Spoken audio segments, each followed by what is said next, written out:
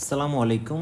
HSC 2026 তোমরা যারা আছো কিংবা 2027-28 তোমাদের এই ভিডিওতে যে সাজেশনটা আমি দিতে চাচ্ছি সেটা হচ্ছে যে এইচএসসিতে তোমাদের দ্বিতীয় পত্রের কিছু প্রশ্ন আছে প্রত্যেক অধ্যায়ের, যেগুলো মোটামুটি নির্বাচনী, প্রাক নির্বাচনী কিংবা ফাইনাল যে কোনো পরীক্ষাতেই কিন্তু এখান থেকে প্রশ্নগুলো কিন্তু বারবারই আসে। হ্যাঁ, তো এই প্রশ্নগুলোই মোট 200টা আমি তোমাদেরকে দেওয়ার চেষ্টা করেছি। এখানে ভুল আছে, এখানে হবে 200টি। হ্যাঁ, 200টি প্রশ্ন আমি দেওয়ার চেষ্টা করেছি। তো এই 200টি প্রশ্ন আমরা এখন দেখব প্রত্যেক অধ্যায় থেকে। তার মধ্যে প্রথম অধ্যায় 1 থেকে 25টা প্রশ্ন আছে। তোমাদের প্রথম অধ্যায় শিল্প বিপ্লব নিয়ে। হ্যাঁ, তো এই শিল্প বিপ্লব নিয়ে যে প্রশ্ন আছে সেখান থেকে প্রথম প্রশ্ন শিল্প বিপ্লব সর্বপ্রথম কোন দেশে শুরু হয়? এটি শুরু হয় মূলত ইংল্যান্ডে। আর 2 নাম্বার শিল্প বিপ্লব শুরু হয় কোন শতাব্দীতে? শিল্প বিপ্লব শুরু হয় 1800 শতাব্দীতে। শিল্প বিপ্লবের প্রধান জ্বালানি কী ছিল? প্রধান জ্বালানি ছিল কয়লা। বাষ্পীয় ইঞ্জিনের উন্নত সংস্করণ আবিষ্কার করেন কে? উন্নত সংস্করণ আবিষ্করণ জেমস ওয়াট। এরপরে আছে স্পিনিং জেনি আবিষ্কার করেন মূলত জেমস হারগিভস। পাওয়ার লুম আবিষ্কার করেন কার্টরাইট। পাওয়ার লুম আবিষ্কার করেন। এরপরে আমাদের আছে 7 নম্বর প্রশ্ন। এই 7 নম্বর প্রশ্ন রেল ইঞ্জিনের জনক বলা হয় কাকে? বলা হয় জর্জ স্টেফেনসনকে রেল ইঞ্জিনের জনক বলা হয়। শিল্প বিপ্লবের মূল কেন্দ্র কোথায় ছিল? শিল্প বিপ্লবের মূল কেন্দ্র ছিল বস্ত্র শিল্প। হ্যাঁ, শিল্প বিপ্লবের ফলে কোন শ্রেণীর উত্থান ঘটে? শিল্প বিপ্লবের পরে মূলত মধ্যবিত্ত, পুঁজিপতি, শ্রমিক এই সবগুলোরও কিন্তু উত্থান ঘটে। শিল্প বিপ্লবের ফলে নগরায়ন বৃদ্ধি পায়। নগরায়ন বৃদ্ধি পায়। শিল্প বিপ্লবের ফলে উৎপাদন ব্যবস্থা হয় মূলত যান্ত্রিক। শিল্প বিপ্লবের ফলে উৎপাদন ব্যবস্থা হয় যান্ত্রিক। শিল্প বিপ্লবের আগে অর্থনীতির প্রধান ভিত্তি কী ছিল? সেটি ছিল কৃষি। কৃষি অর্থনীতির প্রধান ভিত্তি ছিল। শিল্প বিপ্লবের ফলে কোন মতবাদের বিকাশ ঘটে? শিল্প বিপ্লবের ফলে মূলত পুঁজিবাদের বিকাশ ঘটে, সমাজতন্ত্রের বিস্তার ঘটে, সাম্যবাদের বিস্তার ঘটে। অর্থাৎ উত্তর সবগুলোই। প্রথম শিল্প বিপ্লবের প্রধান শিল্প ছিল বস্ত্রশিল্প। আর শিল্প বিপ্লবের ফলে আন্তর্জাতিক বাণিজ্য বৃদ্ধি পায়। শিল্প বিপ্লবের ফলে শ্রমিক আন্দোলনের সূচনা হয়, এটা সত্য। আর শিল্প বিপ্লবের সঙ্গে কোনটি সরাসরি সম্পর্কিত? এটি যন্ত্রের ব্যবহার, এটি একেবারে সরাসরি সম্পর্কিত। শিল্প বিপ্লবের ফলে কারখানা ব্যবস্থা চালু হয় মূলত ইংল্যান্ডে। শিল্প বিপ্লবের একটি নেতিবাচক দিক আছে, সেটি শিশুশ্রম ছিল এই শিল্প বিপ্লবে। শিল্প বিপ্লবের ফলে কোন শ্রেণী সবচেয়ে বেশি শোষিত হয়? মূলত শ্রমিক শ্রেণী সবচেয়ে বেশি শোষিত হতে থাকে। শিল্প বিপ্লবের ফলে কোন দেশের উপনিবেশ বিস্তার ত্বরান্বিত হয়? এটি ইংল্যান্ডের উপনিবেশ বিস্তারটা ত্বরান্বিত হয়। শিল্প বিপ্লবের অন্যতম কাঁচামাল ছিল আমাদের এই তুলা। শিল্প বিপ্লবের প্রধান পরিবহন মাধ্যম হয়ে ওঠে মূলত রেলপথ। শিল্প বিপ্লবের ফলে কোন অর্থনৈতিক ব্যবস্থা শক্তিশালী হয়? সেটি পুঁজিবাদ। শিল্প বিপ্লব আধুনিক বিশ্বের কোন ক্ষেত্রের ভিত্তি স্থাপন করে? সেটি শিল্পায়নের ভিত্তি স্থাপন করে। এবার আমরা চলে যাব তোমাদের যে দ্বিতীয় অধ্যায় রয়েছে, সেই দ্বিতীয় অধ্যায় সেটি ফরাসি বিপ্লব। 26 থেকে 50 নম্বর প্রশ্ন এই ফরাসি বিপ্লবের উপর রয়েছে। ফরাসি বিপ্লব শুরু হয় মূলত 1789 সালে। ফরাসি বিপ্লবের সময় ফ্রান্সের রাজা ছিলেন ষোড়শ লুই। ফরাসি বিপ্লবের সময় রানী ছিলেন মেরি অ্যান্টোয়েনেট। বাস্তিল দুর্গ আক্রমণ করা হয় মূলত 14 জুলাই 1789। বাস্তিল দুর্গ ছিল একটি কারাগার। ফরাসি বিপ্লবের মূল স্লোগান ছিল স্বাধীনতা, সাম্য এবং ভ্রাতৃত্ব। ফরাসি সমাজ কয়টি শ্রেণীতে বিভক্ত ছিল? 3টি শ্রেণীতে বিভক্ত ছিল ফরাসি সমাজ। তৃতীয় শ্রেণীর অন্তর্ভুক্ত ছিল সাধারণ জনগণ, তারা তৃতীয় শ্রেণী অন্তর্ভুক্ত ছিল। মানবাধিকারের ঘোষণা গৃহীত হয় 1789 সালে। মানবাধিকারের ঘোষণা গৃহীত হয়েছিল। দ্য সোশ্যাল কন্ট্রাক্ট গ্রন্থের লেখক ছিল রুশো। ক্ষমতার পৃথকীকরণ তত্ত্ব দেন মন্টেস্কু। বলতেয়ার কোন বিষয়ে জোর দিয়েছিলেন? মত প্রকাশের স্বাধীনতার উপর জোর দিয়েছিলেন। ফরাসি বিপ্লবের অন্যতম কারণ কি ছিল? ফরাসি বিপ্লবের অন্যতম কারণ ছিল সামাজিক বৈষম্য। নেপোলিয়ন ক্ষমতায় আসেন 1799 সালে। নেপোলিয়ন ক্ষমতায় আসেন। ফরাসি বিপ্লবের মাধ্যমে কোন শাসন ব্যবস্থার অবসান ঘটে? সেটি স্বৈরতন্ত্র। ফরাসি বিপ্লবের প্রভাব পড়ে মূলত বিশ্বব্যাপী। মানব ও নাগরিক অধিকারের ঘোষণা কোন বিপ্লবের ফল ছিল? এটি ফরাসি বিপ্লবের ফল ছিল। ফরাসি বিপ্লবের ফলে প্রতিষ্ঠিত হয় হচ্ছে নাগরিক অধিকার। ফরাসি বিপ্লবের সময় গিলোটিন ব্যবহৃত হতো মূলত মৃত্যুদণ্ড কার্যকর করতে। ফরাসি বিপ্লবের সময় গিলোটিন ব্যবহার করা হতো মৃত্যুদণ্ড কার্যকর করতে। ফরাসি বিপ্লবের প্রধান লক্ষ্য ছিল হচ্ছে স্বাধীনতা ও সমতা প্রতিষ্ঠা করা। ফরাসি বিপ্লবের ফলে কোন শ্রেণীর প্রাধান্য বৃদ্ধি পায়? ফরাসি বিপ্লবের ফলে মূলত হচ্ছে মধ্যবিত্ত শ্রেণীর প্রাধান্য বৃদ্ধি পেতে থাকে। ফরাসি বিপ্লবের আগে ফ্রান্সে প্রচলিত শাসন ব্যবস্থা ছিল মূলত হচ্ছে নিরঙ্কুশ রাজতন্ত্র। বাস্তিল দিবস পালিত হয় মূলত 14ই জুলাই। বাস্তিল দিবস পালিত হয়। ফরাসি বিপ্লবের অন্যতম দার্শনিক ছিলেন হচ্ছে রুশো। ফরাসি বিপ্লবের অন্যতম দার্শনিক ছিল রুশো। ফরাসি বিপ্লব আধুনিক বিশ্বের কোন ধারণাকে শক্তিশালী করেছিল? গণতন্ত্র ও মানবাধিকারকে শক্তিশালী করেছিল। এবার আসি হচ্ছে আমরা তৃতীয় অধ্যায় ছিল হচ্ছে আমাদের তৃতীয় অধ্যায়ে আমাদের প্রশ্ন টপিক হচ্ছে প্রথম বিশ্বযুদ্ধ, ভার্সাই সন্ধি, লিগ অফ নেশনস। 51 থেকে হচ্ছে 75 পর্যন্ত হচ্ছে আমাদের প্রথম বিশ্বযুদ্ধের উপর প্রশ্ন। 1 নম্বর প্রশ্ন তোমরা দেখো, এখানে লেখা আছে যে প্রথম বিশ্বযুদ্ধ শুরু হয় কত সালে? 1914 সালে প্রথম বিশ্বযুদ্ধ শুরু হয়। প্রথম বিশ্বযুদ্ধ শেষ হয় কত সালে? 1918 সালে। প্রথম বিশ্বযুদ্ধের তাৎক্ষণিক কারণ ছিল মূলত হচ্ছে অস্ট্রিয়ার যুবরাজ ফ্রান্স ফার্দিনান্দের হত্যাকাণ্ড। ফ্রান্স ফার্দিনান্দকে হত্যা করা হয় কোথায়? সারায়েভোতে তাকে হত্যা করা হয়। ফ্রান্স ফার্দিনান্দ ছিলেন হচ্ছে অস্ট্রিয়া ও হাঙ্গেরির যুবরাজ ছিলেন। প্রথম বিশ্বযুদ্ধ দুটি প্রধান জোটের ছিল। প্রথম মিত্রশক্তি ও কেন্দ্রীয় শক্তি। কেন্দ্রীয় শক্তির প্রধান দেশ ছিল হচ্ছে জার্মানি। মিত্রশক্তির অন্তর্ভুক্ত ছিল হচ্ছে ব্রিটেন, ফ্রান্স, রাশিয়া সবগুলোই। যুক্তরাষ্ট্র প্রথম বিশ্বযুদ্ধে যোগ দেয় হচ্ছে 1917 সালে। ভার্সাই সন্ধি স্বাক্ষরিত হয় 1919 সালে।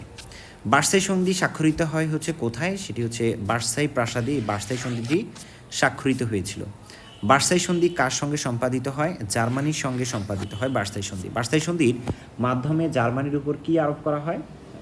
যুদ্ধের দায়, যুদ্ধের ক্ষতিপূরণ, সামরিক সীমাবদ্ধতা, এই সবগুলোই কিন্তু জার্মানির উপর চাপিয়ে দেওয়া হয়। লিগ অফ নেশনস প্রতিষ্ঠিত হয় 1920 সালে। লিগ অফ নেশনস প্রতিষ্ঠিত হয়। আর লিগ অফ নেশনস সদর দপ্তর ছিল হচ্ছে জেনেভাতে। লিগ অফ নেশনস প্রতিষ্ঠার মূল উদ্দেশ্য ছিল হচ্ছে যুদ্ধ প্রতিরোধ করা। প্রথম বিশ্বযুদ্ধের পরাজিত দেশ ছিল হচ্ছে জার্মানি। প্রথম বিশ্বযুদ্ধের সর্বাধিক ক্ষতিগ্রস্ত দেশ হচ্ছে ইউরোপ। ক্ষতিগ্রস্ত মহাদেশ হচ্ছে ইউরোপ।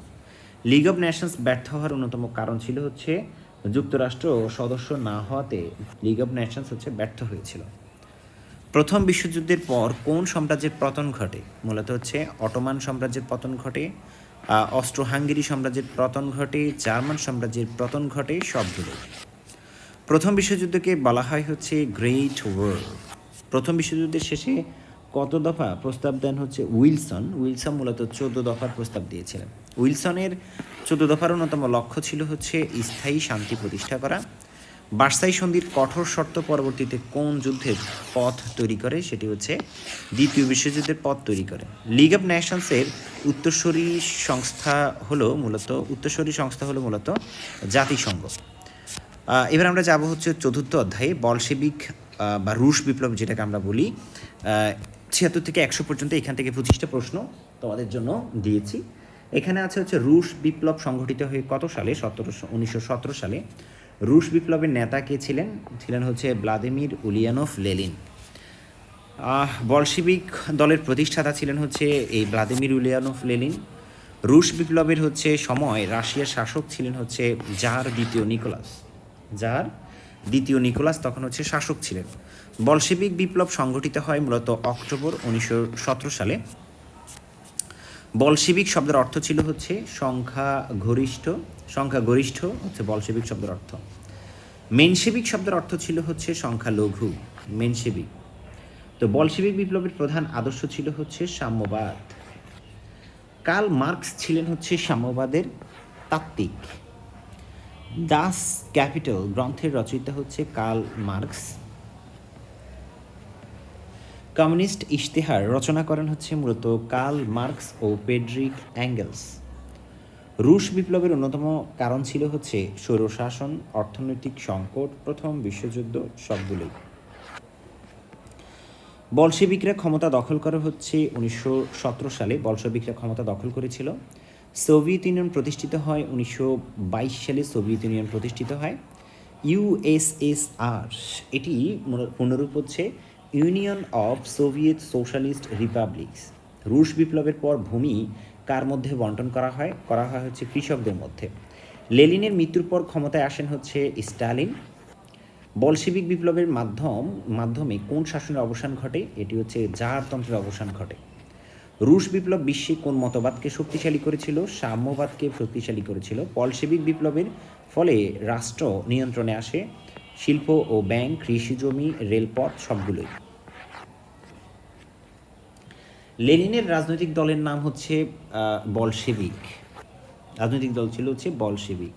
রুশ বিপ্লবের অন্যতম স্লোগান ছিল হচ্ছে শান্তি, ভূমি ও রুটি। রুশ বিপ্লবের ফলে বিশ্বের প্রথম কি প্রতিষ্ঠিত হয়? সমাজতান্ত্রিক রাষ্ট্র প্রতিষ্ঠিত হয়। রুশ বিপ্লবের আদর্শ পরবর্তীতে কোন অঞ্চলে ব্যাপকভাবে প্রভাব ফেলে? এটি হচ্ছে ইউরোপ ও এশিয়াতে প্রভাব ফেলে। বলশেবিক বিপ্লব ইতিহাসে পরিচিত হচ্ছে অক্টোবর বিপ্লব নামে। এবার আমরা আসি হচ্ছে পঞ্চম অধ্যায়। এই পঞ্চম অধ্যায়ে হচ্ছে হিটলার, মুসোলিনির উত্থান এবং দ্বিতীয় বিশ্বযুদ্ধ। এখানে 1 নম্বর প্রশ্ন হচ্ছে হিটলার কোন দেশের নেতা ছিলেন? হিটলার ছিলেন হচ্ছে মূলত জার্মানির নেতা ছিলেন। হিটলারের রাজনৈতিক দলের নাম ছিল হচ্ছে নাৎসি পার্টি। নাৎসি পার্টির পূর্ণ নাম হচ্ছে মূলত national socialist German workers party. Hitler জার্মানির ক্ষমতায় আসেন হচ্ছে 1933 সালে। হিটলারের আত্মজীবনীমূলক গ্রন্থ হচ্ছে মাইন ক্যাম্প। মুসোলিনি কোন দেশের নেতা ছিলেন? তিনি হচ্ছে ইতালির নেতা ছিলেন। মুসোলিনির রাজনৈতিক মতবাদ ছিল হচ্ছে ফ্যাসিবাদের উৎপত্তি হয় মূলত হচ্ছে ইতালিতে। মুসোলিনি দলের নাম ছিল হচ্ছে দলের নাম ছিল হচ্ছে ফ্যাসিস্ট পার্টি। দ্বিতীয় বিশ্বযুদ্ধ শুরু হয় মূলত হচ্ছে 1939 সালে। দ্বিতীয় বিশ্বযুদ্ধের তাৎক্ষণিক কারণ ছিল হচ্ছে জার্মানির পোল্যান্ড আক্রমণ। দ্বিতীয় বিশ্বযুদ্ধের জার্মানি, ইতালি ও জাপানের জোট ছিল অক্ষশক্তি। দ্বিতীয় বিশ্বযুদ্ধের মিত্রশক্তির প্রধান দেশ ছিল হচ্ছে ব্রিটেন, যুক্তরাষ্ট্র ও সোভিয়েত ইউনিয়ন। জার্মানি কোন দেশ আক্রমণের মাধ্যমে দ্বিতীয় বিশ্বযুদ্ধ শুরু করেছিল? সেটি হচ্ছে পোল্যান্ড আক্রমণের মাধ্যমে। দ্বিতীয় বিশ্বযুদ্ধে যুক্তরাষ্ট্র যোগ দেয় মূলত হচ্ছে 1941 সালে।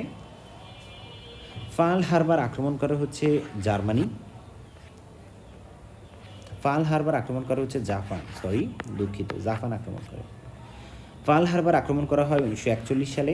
দ্বিতীয় বিশ্বযুদ্ধের শেষে জাপানের উপর পারমাণবিক বোমা ফেলা হয় হিরোশিমা ও নাগাসাকিতে। হিরোশিমার পারমাণবিক বোমা নিক্ষেপ করা হয় হচ্ছে 6 আগস্ট 1945। দ্বিতীয় বিশ্বযুদ্ধ শেষ হয় 1945 সালে। জাতিসংঘ প্রতিষ্ঠিত হয় 1945 সালেই। দ্বিতীয় বিশ্বযুদ্ধের পর জার্মানি বিভক্ত হয় মূলত 4 ভাগে। নুরেমবার্গ বিচার অনুষ্ঠিত হয় মূলত যুদ্ধাপরাধীদের বিচারের জন্য। দ্বিতীয় বিশ্বযুদ্ধে পরাজিত শক্তি হচ্ছে অক্ষশক্তি। হিটলার আত্মহত্যা করেন হচ্ছে 1945 সালে। আমরা এখন যাব হচ্ছে ষষ্ঠ অধ্যায়, জাতিসংঘ ও বিশ্ব শান্তি। এখানে আমরা এখন যাব। এখানে প্রথম প্রশ্ন হচ্ছে জাতিসংঘ প্রতিষ্ঠিত হয় 1945 সালে। জাতিসংঘের সদর দপ্তর হচ্ছে নিউ ইয়র্কে। জাতিসংঘের পূর্বসূরি সংস্থা হচ্ছে লিগ অব নেশনস। জাতিসংঘের প্রতিষ্ঠাতা সদস্য সংখ্যা ছিল হচ্ছে 51টি। জাতিসংঘের প্রধান অঙ্গ সংগঠন হচ্ছে 6টি। জাতিসংঘের প্রধান প্রশাসনিক কর্মকর্তা হচ্ছে মহাসচিব। জাতিসংঘের নিরাপত্তা পরিষদের সদস্য সংখ্যা হচ্ছে 15টি। নিরাপত্তা পরিষদের স্থায়ী সদস্য সংখ্যা হচ্ছে 5টি। নিরাপত্তা পরিষদের স্থায়ী সদস্যদের বলা হয় মূলত হচ্ছে P5। জাতিসংঘের আন্তর্জাতিক বিচার আদালত কোথায় অবস্থিত? হেগ শহরে। ইউনেস্কো এর সদর দপ্তর মূলত হচ্ছে প্যারিসে। ইউনিসেফের কাজ করে মূলত হচ্ছে শিশু কল্যাণে। হু সম্পর্কিত হচ্ছে মূলত স্বাস্থ্য সাথে। FAO সম্পর্কিত হচ্ছে মূলত খাদ্য ও কৃষি। জাতিসংঘের মূল উদ্দেশ্য হচ্ছে বিশ্ব শান্তি প্রতিষ্ঠা।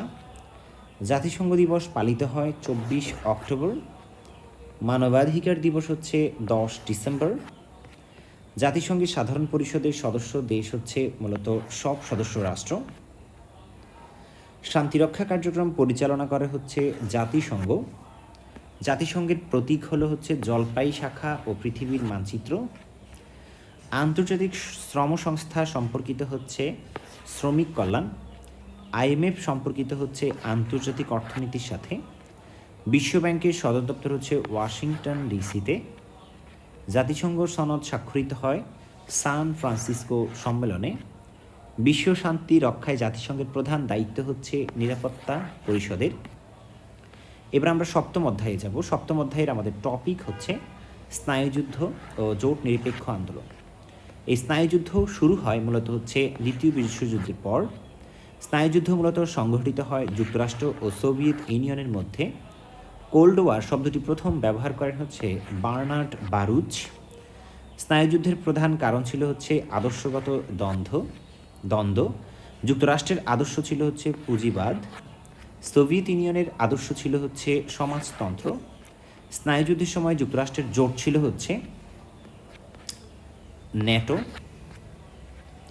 ন্যাটো প্রতিষ্ঠিত হয় 1949 সালে।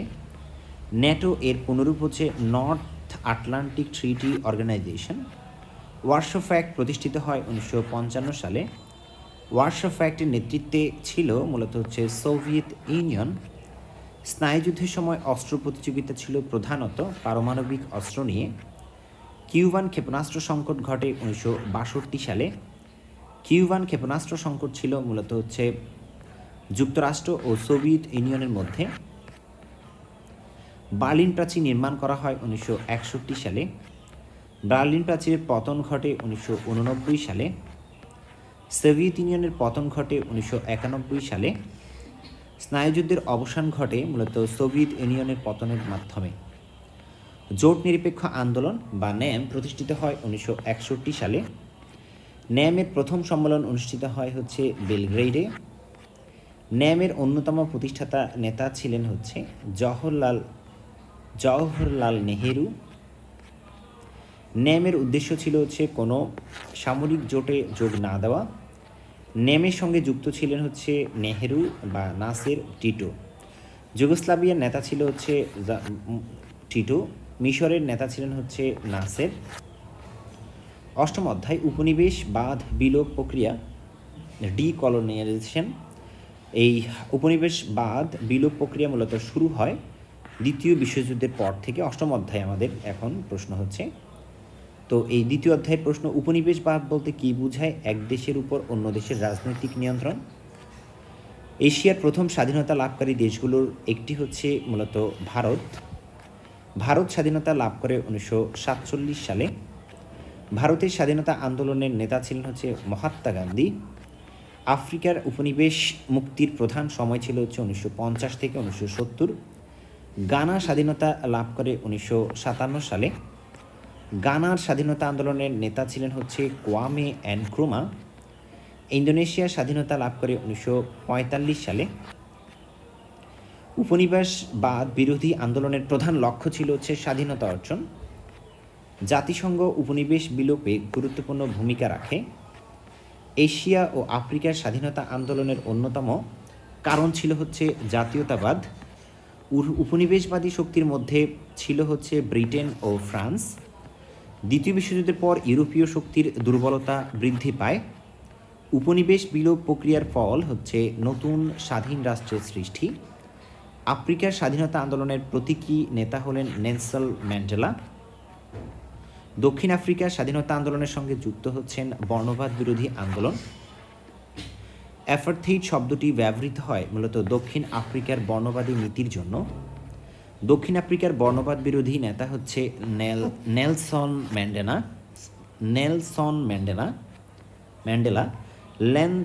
নেলসন ম্যান্ডেলা কারাবন্দী ছিলেন হচ্ছে 27 বছর। নেলসন ম্যান্ডেলা দক্ষিণ আফ্রিকার প্রেসিডেন্ট হন হচ্ছে 1994 সালে। বর্ণবাদ বিরোধী আন্দোলনের সংগঠন হচ্ছে এএনসি। এএনসির পুনরূপ হচ্ছে আফ্রিকান ন্যাশনাল কংগ্রেস। দক্ষিণ আফ্রিকায় বর্ণবাদ নীতি বিলুপ্ত হয় 1990-এর দশকে। বর্ণবাদ বিরোধী আন্দোলনের মূল লক্ষ্য হচ্ছে সমতা ও মানবাধিকার প্রতিষ্ঠা করা। ভিডিওটি ভালো লাগলে অবশ্যই লাইক দিবে সবাই, কমেন্ট করবে, সাবস্ক্রাইব করবে এবং তোমার বন্ধুদের সাথে শেয়ার করে দিবে। ধন্যবাদ সবাইকে। আসসালামু আলাইকুম।